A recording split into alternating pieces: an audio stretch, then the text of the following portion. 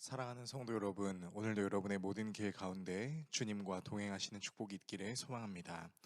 오늘 우리가 함께 묵상하실 하나님 말씀은 사도행전 6장 1절에서 7절의 말씀입니다.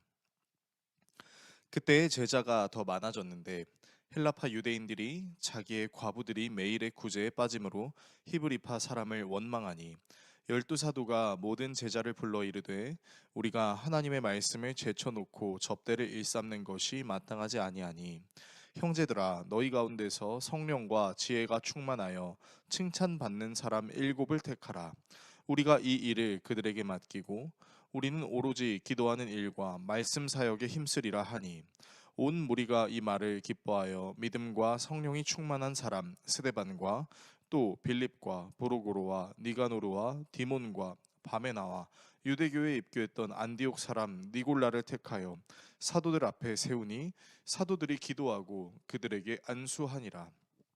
하나님의 말씀이 점점 왕성하여 예루살렘에 있는 제자의 수가 더 심히 많아지고 허다한 제사장의 무리도 이 도에 복종하니라. 아멘.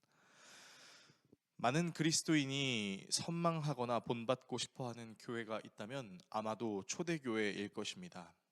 하나님께 기도하고 찬양하며 예배하기를 힘쓰고 함께 예배하는 사람들과 교제하는 것도 힘쓰는 교회였기 때문이죠.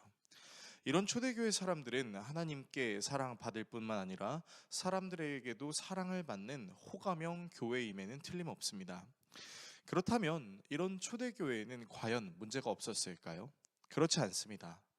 교회는 하나님 앞에서 자기들이 죄인이라고 인정하는 사람들의 모임, 공동체이기 때문에 당연히 문제가 생길 수밖에 없고 초대교회도 관계의 문제가 일어나지 않을 수 없었으니 바로 구제의 공평성에 대한 문제가 발생했습니다.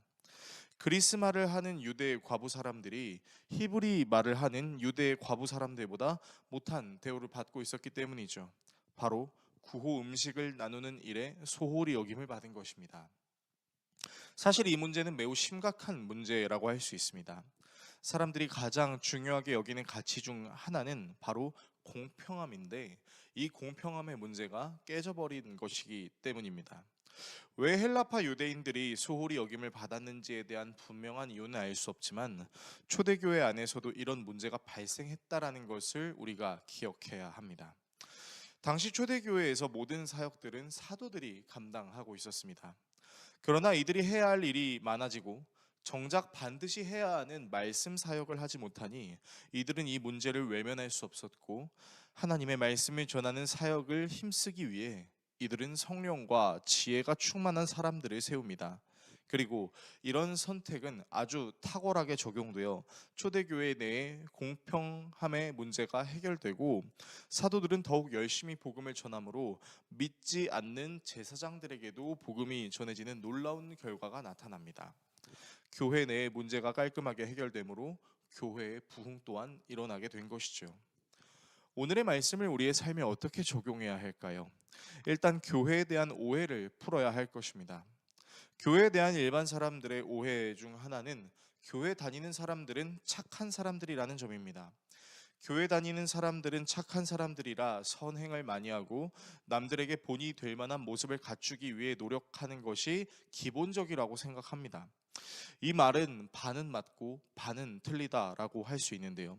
왜냐하면 교회는 착하게 살려고 노력하는 공동체라기보다는 하나님의 말씀에 순종하려고 애쓰는 공동체이기 때문입니다. 교회는 죄인들의 공동체입니다. 하나님 앞에 의인은 아무도 없다라는 성경 말씀을 토대로 동시에 하나님의 은혜 없이는 살아갈 수 없는 존재라는 것을 인정하는 공동체입니다. 그렇기 때문에 죄인들이 모이는 공동체 안에는 당연히 그 죄로 인한 문제가 생길 수 있고 그 문제를 해결하는 과정 속에 하나님의 은혜가 필요하다는 것도 우리는 알 수 있습니다. 그래서 교회 안에 반드시 있어야 할 기능 중 하나는 자정작용입니다. 교회 내에 일어나는 문제를 사회의 법으로 해결하려고 하기보다는 하나님께 기도하며 하나님이 주시는 지혜로 서로의 연약함을 인정하고 이해하며 해결하려고 해야 할 것입니다. 사도 바울 역시 고린도 교회 성도들에게 이와 같은 부분을 강조하기도 했었죠. 교회는 안 싸우는 공동체가 아닙니다. 오히려 사람이기 때문에 다툴 수 있고 이 다툼 때문에 감정이 상할 수도 있습니다. 그러나 이러한 일 때문에 교회를 끊으려고 하기보다는 죄인인 우리를 위해 책임을 지신 예수 그리스도를 생각하며 그분의 가르침을 실천하고 그분의 섬김을 본받으려고 하는 공동체입니다. 하나님과 우리의 끊어지는 관계를 화해시킨 예수 그리스도와 같이 우리도 서로 사랑하는 것입니다. 그래서 예수님이 우리에게 가르쳐 주신 주기도문이라는 기도 안에는 우리가 우리에게 죄 지은 자를 사하여 준 것 같이 우리 죄를 사하여 주시옵고라는 말도 있는 것을 기억해야 할 것입니다. 이러한 예수님의 가르침을 따르는 우리 공동체가 되기를 소망합니다.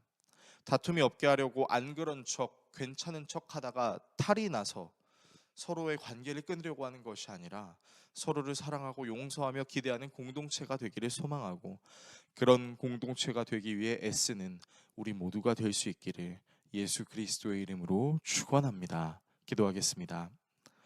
우리를 사랑하시는 하나님, 교회는 안 싸우는 공동체가 아니라 싸워도 주님의 은혜로 잘 화해하는 공동체, 문제가 일어나도 그 문제를 주님의 은혜로 잘 해결하는 공동체임을 우리가 선포하며 나아갑니다. 우리의 감정을 상하게 했다고 문제가 일어났다고 교회를 떠나려고 하는 것이 아니라 주님의 은혜로 서로의 죄를 인정하며 서로를 섬기기 원하며 화해하기를 소망하는 그리스도를 닮은 우리가 되게 하여 주십시오. 예수 그리스도의 이름으로 기도합니다. 아멘.